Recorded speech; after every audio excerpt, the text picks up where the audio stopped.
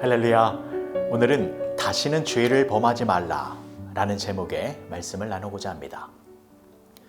예수께서 일어나사 여자 외에 아무도 없는 것을 보시고 이르시되 여자여 너를 고발하던 그들이 어디 있느냐 너를 정죄한 자가 없느냐 대답하되 주여 없나이다. 예수께서 이르시되 나도 너를 정죄하지 아니하노니 가서 다시는 죄를 범하지 말라 하시니라. 예수께서 또 말씀하여 이르시되 나는 세상의 빛이니 나를 따르는 자는 어둠에 다니지 아니하고 생명의 빛을 얻으리라. 요한복음 8장 10절에서 12절까지의 말씀.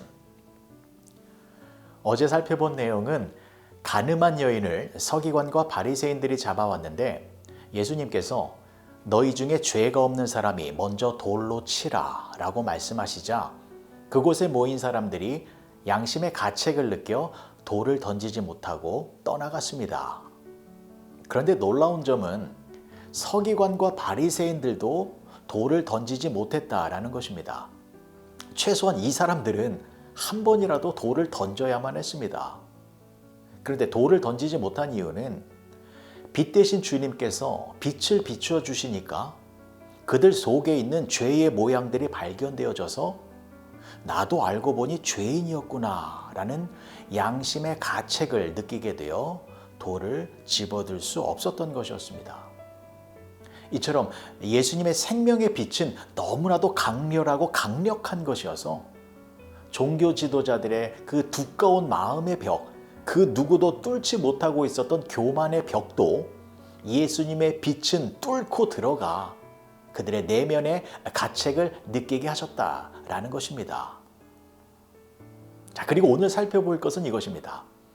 오늘 본문에서 읽은 것처럼 사람들이 다 떠나가고 여인과 예수님 두 사람만 남게 되었습니다. 그리고 예수님께서는 이 여인에게 이렇게 말씀해 주셨습니다. 11절의 말씀을 다시 보시면 대답하되 주여 없나이다. 예수께서 이르시되 나도 너를 정죄하지 아니하노니 가서 다시는 죄를 범하지 말라 하시니라.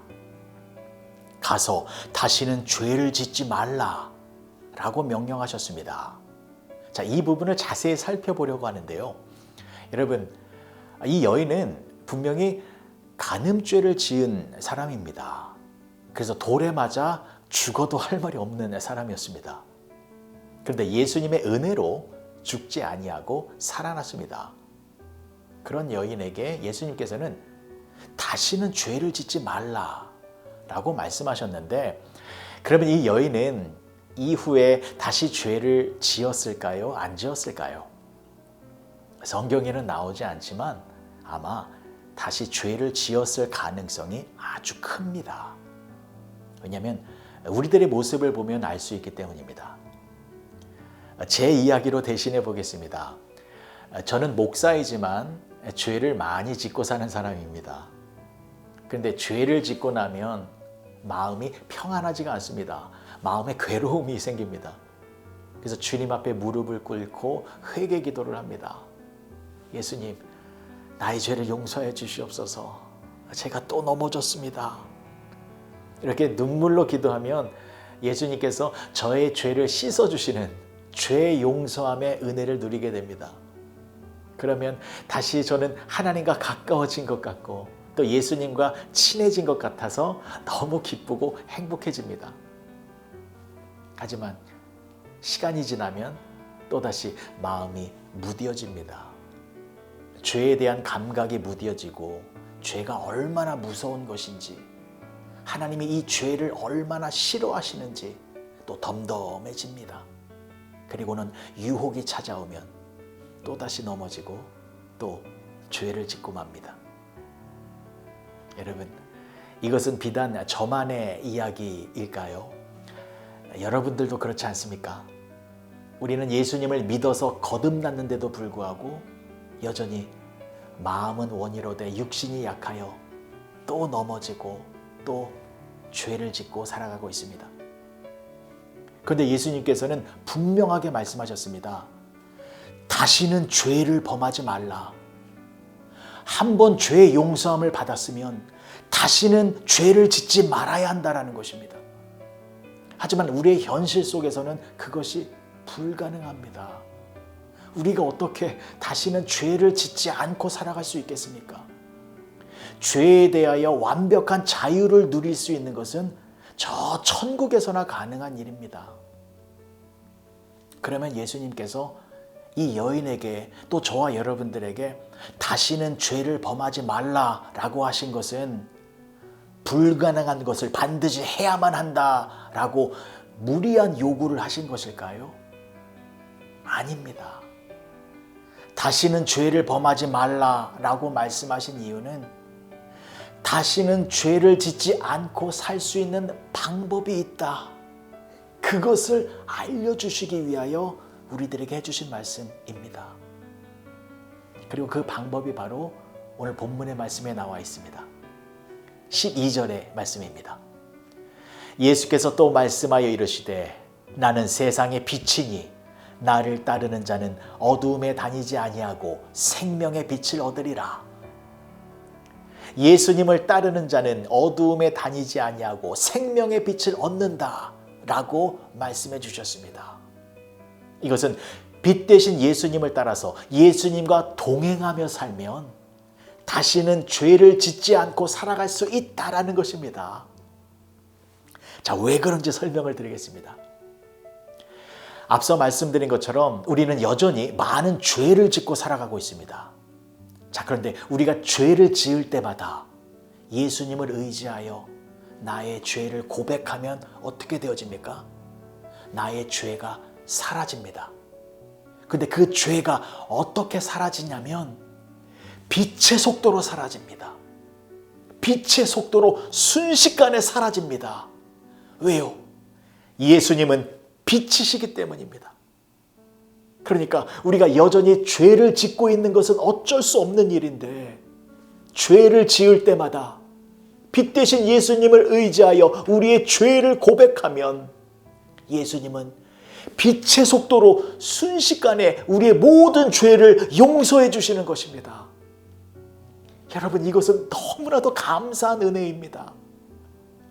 만약에 우리가 죄를 지어서 회개 기도를 했는데 예수님께서 우리의 죄를 천천히 용서해 주시면 어떻게 되는 것입니까? 그 순간에 사탄이 우리를 사로잡아서 죽음으로 몰고 갈 수 있습니다. 왜냐하면 죄의 삭은 사망이기 때문입니다. 죄가 있으면 사탄이 냄새를 맡고 곧바로 우리를 잡아채 가서 멸망의 자리로 끌고 갑니다. 그런데 빛 대신 예수님께서 우리가 죄를 지을 때마다 빛의 속도로 우리의 죄를 없애주시는 것입니다. 사탄이 틈타지 못하도록 순식간에 우리의 죄를 제거해 주셔서 우리의 생명을 안전하게 지켜주시는 것입니다. 이것이 바로 우리가 다시는 죄를 범하지 않으며 살 수 있는 방법이 되는 것입니다. 사랑하는 성도 여러분, 빛 되신 예수님이 여러분들과 함께하고 계십니다.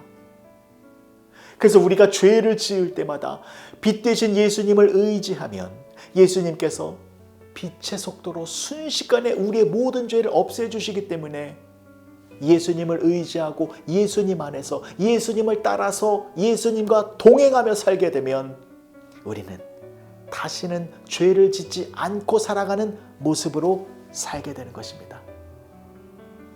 오늘 하루 빛의 속도로 우리의 모든 죄를 용서해 주시는 예수님께 감사의 찬양을 높이 올려드리셔서 죄사함의 은혜 속에서 생명의 빛으로 충만한 복된 하루를 보내시는 여러분 모두가 되어지시길 주님의 이름으로 간절히 축복합니다. 기도하시겠습니다. 좋으신 아버지 하나님, 은혜를 감사합니다. 우리의 죄를 용서해 주시는 예수님께서는 우리가 다시는 죄를 범하지 않고 살 수 있도록 항상 우리들에게 빛을 비춰주고 계십니다.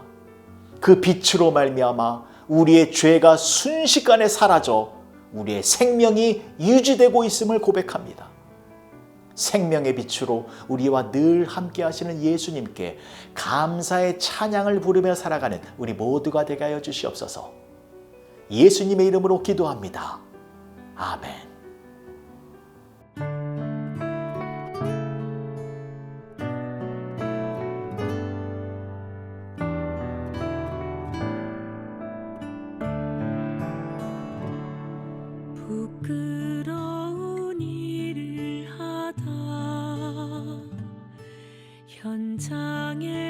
잡힌 여인, 성난 사람들이 거칠게 끌고 오네. 모세의 율법은 돌로 치라 하네. 예수여 어찌 하시렵니까? 잠잠히 몸을 굽혀 손가락으로 흙에 쓰고 일어나 말씀하시네. 너희 가운데 죄 없는 사람이 먼저 돌로 치라. 홀로 남겨진 여인 눈물 젖은 눈으로 예수 바라보네.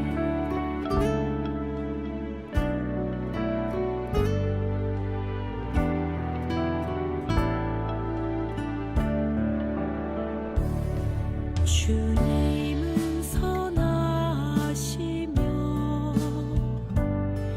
인자하심이 영원해. 주 자비의 그늘 아래에 편히 쉬네. 모세의 율법은 돌로 치라 하네. 예수여 어찌 하시렵니까? 잠잠히 몸을 굽혀 손가락으로 흙에 쓰고 일어나 말씀하시네. 너희 가운데 죄 없는 사람이 먼저 돌로 치라. 홀로 남겨진 여인 눈물 젖은 눈으로 예수 바라보네. 둘러선 많은 사람, 눈빛 흔들리고 심장 깊숙이 파르르 떨리네. 움켜쥐었던 돌들 뒷손으로 내려놓고 창백해진 얼굴로 하나 둘 가버리네.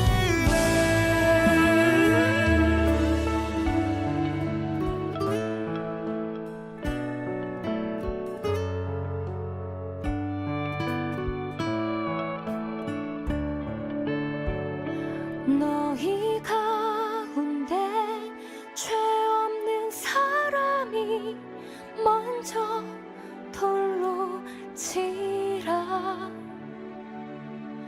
홀로 남겨진 여인 눈물 젖은 눈으로 예수 바라보네.